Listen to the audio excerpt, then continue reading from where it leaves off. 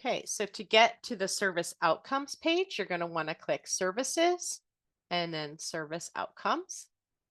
I want to note that I believe this is required for anybody who is getting funding from DHS. The FIPSA annual report asks for this information, and I believe ICADV also requires you to complete service outcomes. This is also data that is entered in a grouped format. So minimally, you should be entering this once per quarter. You can enter it more frequently if you prefer.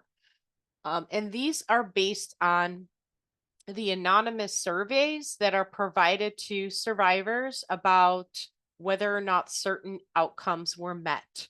And you have different service groups. So I'll go over these as I enter some data here.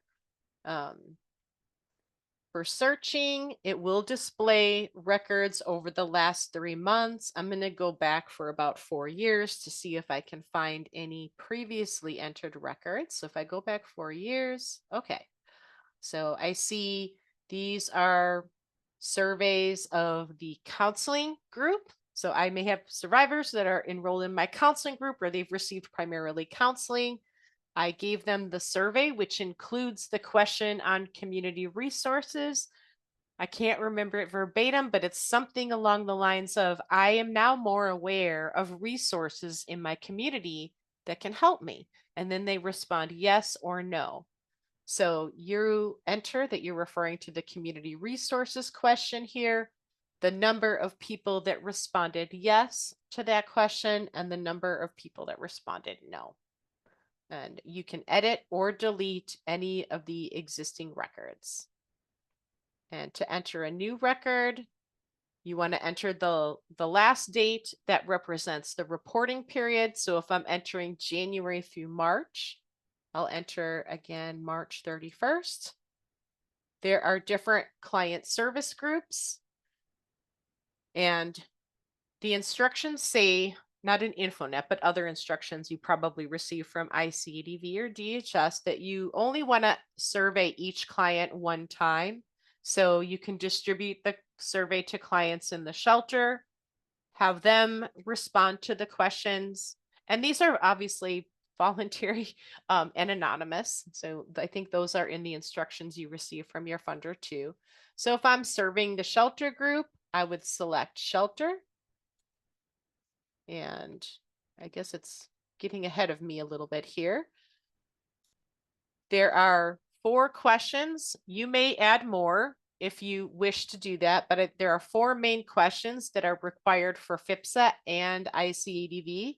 One is the safety planning question. I think it's, I feel safer after receiving services or something very close to that. The number of people that responded yes, and the number of people that responded no. Then the same thing with the community resource question. We'll say all 16 of our voluntary survey respondents answered yes to that with 0 no's. The safer from abuse is an ICADV question. Actually, I think it was a partnership between ICADV and DHS that coming up with these other indicators. So how many people said, yes, I now feel safer from abuse? And then I feel more hopeful about my future. How many people answered yes and how many people answered no? And you want to enter another record for each group of clients that you're surveying using the same date. So I'm going to also make this record for March 31st. Now I'm entering data for my counseling group. And there are 5 questions that I must enter into InfoNet for my counseling survivors.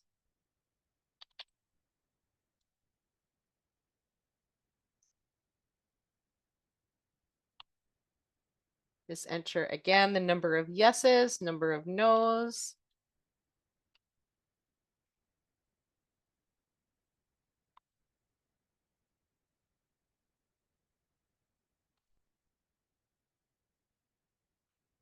And I'm saving my records, and now I can see these 8 records I just entered.